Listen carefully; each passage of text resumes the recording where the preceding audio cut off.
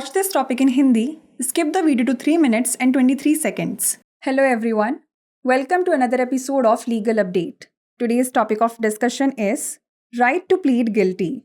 First, let us see why is it in the news. Recently in Chekkutti vs. State of Kerala case, the Kerala High Court ruled that an accused cannot receive a reduced sentence solely because they appeared before the court through their counsel and pleaded guilty. Let's look at the background of the case. The accused was charged with offences under Section 324, voluntarily causing hurt by dangerous means or weapons, 341, punishment for wrongful restraint, and 506, Clause 1, IPC, punishment for criminal intimidation.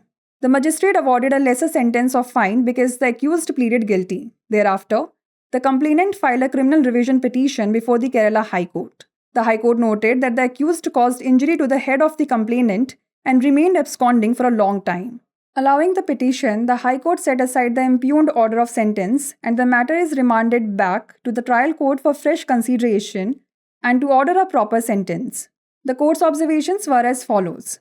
Justice Somarajan P. observed that the right to plead guilty shall not be used as a device to get a lesser sentence. In the case of pleading guilty by the accused, the court should not adopt a liberal approach and no concession can be given simply on the reason that the accused pleaded guilty in the matter of awarding sentence. On the other hand, the sentence should reflect a proper balance. Let's know more about right to plead guilty. The right to plead guilty is a right that has been provided under the Criminal Procedure Code 1973, wherein the accused has been given a chance after framing of chance either to plead guilty or not guilty. Once the accused pleads not guilty, the judge proceeds with the trial of the case. If the accused pleads guilty, then the judge shall record the plea and may, in his discretion, convict him. Let's now discuss legal provisions under Criminal Procedure Code, that is CRPC.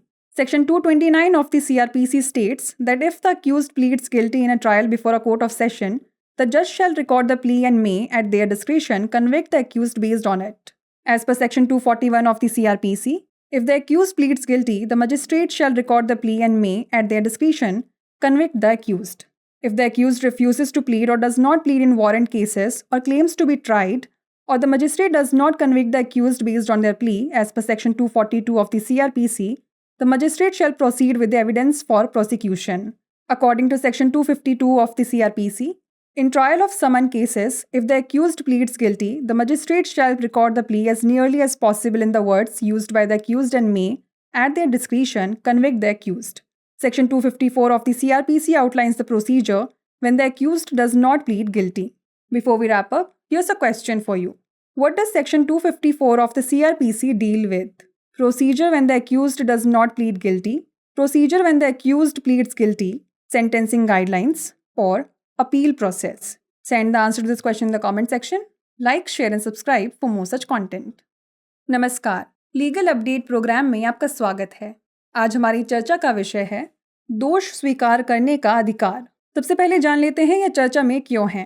हाल ही में चेक्कुट्टी बनाम केरल राज्य मामले में केरल उच्च न्यायालय ने फैसला सुनाया कि किसी आरोपी को केवल इसलिए कम सजा नहीं मिल सकती क्योंकि वह अपने वकील के माध्यम से अदालत में पेश हुआ और दोषी ठहराया गया। आइए जान लेते हैं केस की पृष्ठभूमि।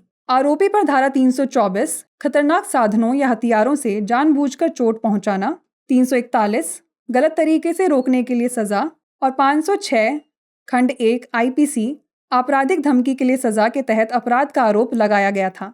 मजिस्ट्रेट ने जुर्माने की कम सजा सुनाई क्योंकि अभियुक्त ने अपना दोष स्वीकार कर लिया था। इसके बाद शिकायतकर्ता ने केरल उच्च न्यायालय के समक्ष आपराधिक पुनरीक्षण याचिका दायर की।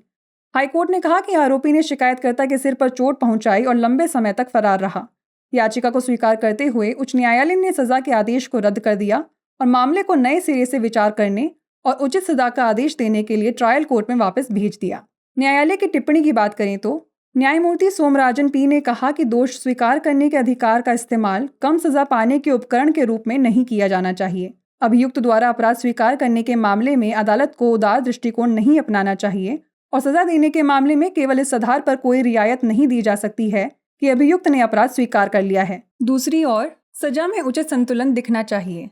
चलिए जान लेते हैं दोष स्वीकार करने के अधिकार के बारे में। अपराध स्वीकार करने का अधिकार एक ऐसा अधिकार है जो आपराधिक प्रक्रिया संहिता 1973 के तहत प्रदान किया गया है, जिसमें अभियुक्त को दोषी ठहराने या दोषी न होने को स्वीकार करने का मौका दिया गया है। एक बार जब आरोपी खुद को दोषी नहीं ठहराता है तो न्यायाधीश मामले की सुनवाई के लिए आगे बढ़ता है। यदि अभियुक्त अपना दोष स्वीकार करता है तो न्यायाधीश उसकी दलील दर्ज करेगा और अपने विवेक से उसे दोषी ठहरा सकता है।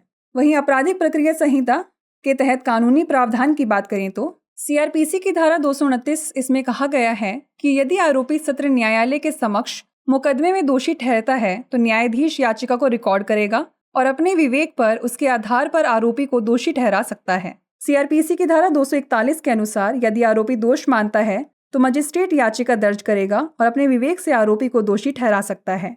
यदि अभियुक्त वारंट मामलों में पैरवी करने से इनकार करता है या पैरवी नहीं करता है या मुकदमा चलाए जाने का दावा करता है या मजिस्ट्रेट अभियुक्त को उनकी दलील के आधार पर दोषी नहीं ठहराता है तो सीआरपीसी की धारा 242 के अनुसार मजिस्ट्रेट साक्ष्य के साथ अभियोजन के लिए आगे बढ़ेगा।